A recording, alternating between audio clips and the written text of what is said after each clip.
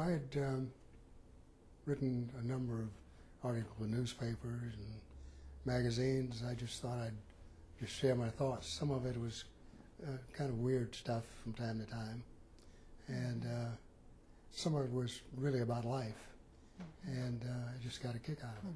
Some of it got published, and a lot of it didn't. And how early in your career or education did you start writing?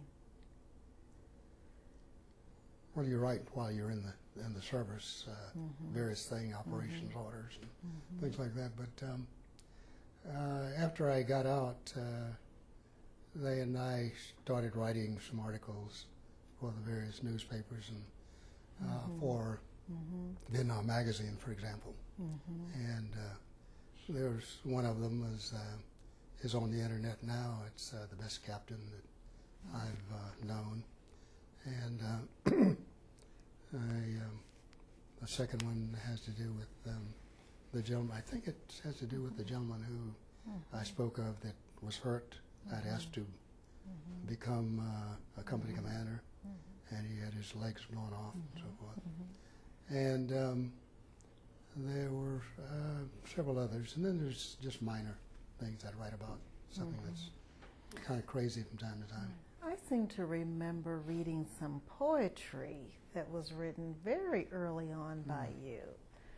So back in school, possibly? Yeah, this was in high school. In high school. So the writing bug bit you in high school?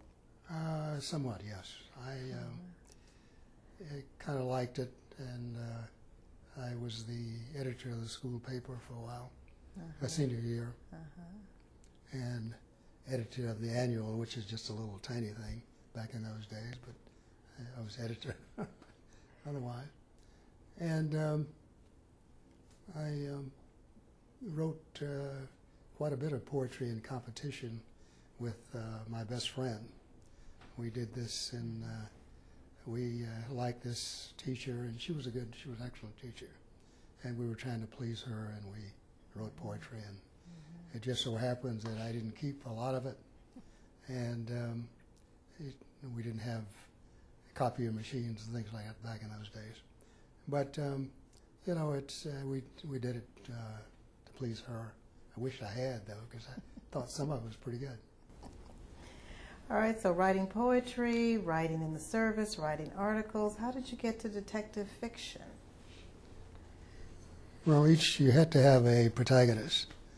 And so I guess that's where I started. And then it was Joe Kepper. I wanted to have a name that's odd or different, and and snappy. And Kepper came to me. Incidentally, I've gotten emails from a couple of Keppers, and they asked me the same thing. How did you start? Where did you get the name Kepper from?